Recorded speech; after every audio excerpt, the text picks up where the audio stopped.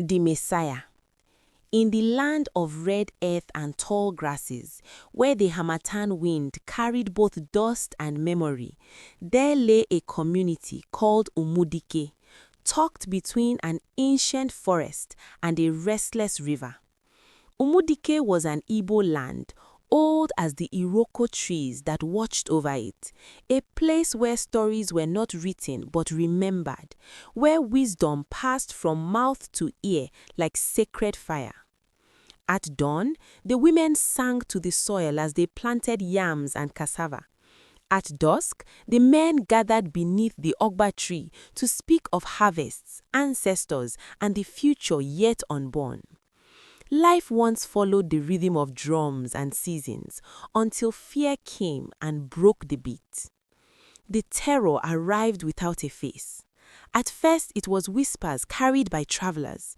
Villages burned in the north, farms abandoned in the east, strange gunmen who spoke no known tongue. Then one night, the whispers became thunder. Shots cracked the darkness like angry spirits. Huts burned, children screamed, elders fell. By morning, Umudike had changed forever.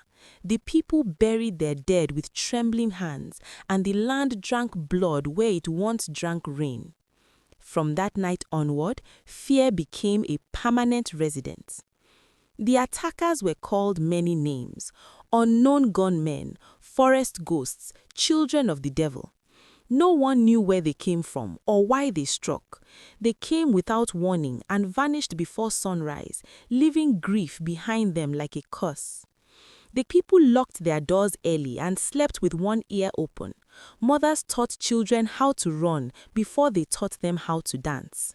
Songs became prayers, laughter became rare. Each time the terror struck, the people looked toward the distant capital, believing that power lived there. They said, "Surely the government will hear our cry. Surely a savior will come." And indeed, during seasons of campaign, the leaders came. They arrived in long convoys, their vehicles shining like river fish. They wore smiles and spoke soft words. They promised security, protection, and peace. They ate kola nut with the elders and danced briefly with the youths. They called the people my brothers and my sisters. The people clapped, hopeful again.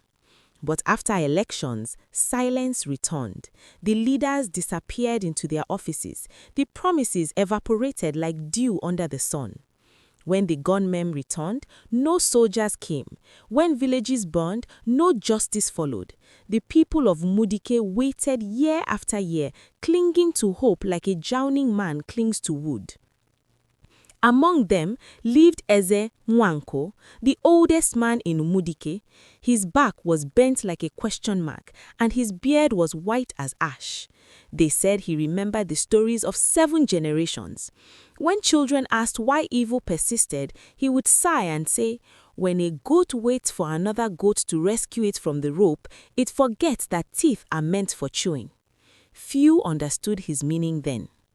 There was also Adaize, a woman with eyes sharp as the eagle's. She was a widow, her husband taken during one of the raids. She farmed alone, raised her children with stubborn strength, and spoke little. Many nights, she sat outside her hut, staring into darkness as if it dared it to return. The youths respected her, for she did not cry loudly like others. Her silence was heavier than tears. The youths themselves were restless. Among them was Chukudi, a young one whose dreams once stretched beyond Umudike. He had wanted to study in the city, to become a teacher. Instead, fear chained him to the land. Each raid chipped away at his patience. He listened when elders spoke of endurance, but his blood burned hotter than their words. One season, the terror became worse. 3 attacks came in 1 month. The sacred grove was defiled. The ogba tree was scarred by bullets. That night, the people gathered in the village square, their faces hollow, their eyes reflecting firelight and fury. Even the children sensed that something had shifted. Ezenwanko stood slowly, leaning on his staff. "My children," he said, his voice dry but steady, "a hen that sees the hawk and waits for the farmer to shout will lose its chicks." A murmur rippled through the crowd. Chukudi stepped forward. "Father, are you saying we should fight?" he asked. Ezenwanko looked at him for a long moment. He replied, "I am saying that waiting has become another kind of death." The words struck the people like a drumbeat. Adaize rose from where she sat. "If we die hiding, we die twice. If we stand, we may still die, but at least our children will know we tried." Fear wrestled with courage in the square. Some argued that resistance would bring more blood. Others said there was no blood left to lose. As the debate raged, a strange calm settled over them, like the silence before rain. That night, no one slept. The elders consulted the ancestors through divination.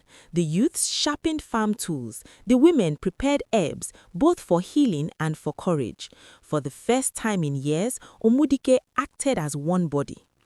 At dawn, the gunmen came again, confident in their power.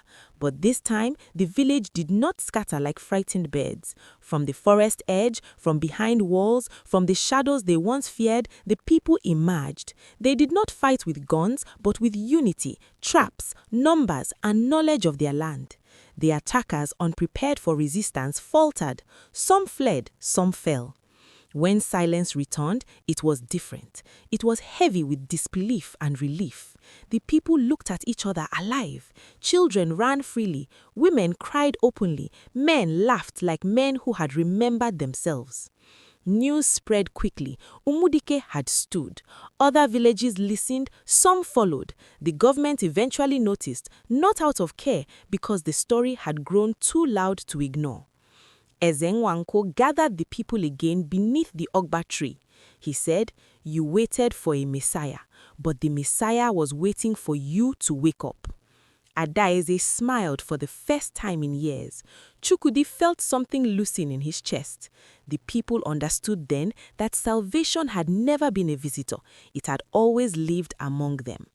From that day onward, Umudike changed. They rebuilt stronger. They guarded one another. They still honored elders and respected leaders, but they no longer surrendered their destiny to distant promises. The drums returned, the songs returned, the children learned not only how to run, but how to stand. And the elders taught this lesson to every generation. A community that waits forever to be saved will perish, but a people who rise together become their own Messiah.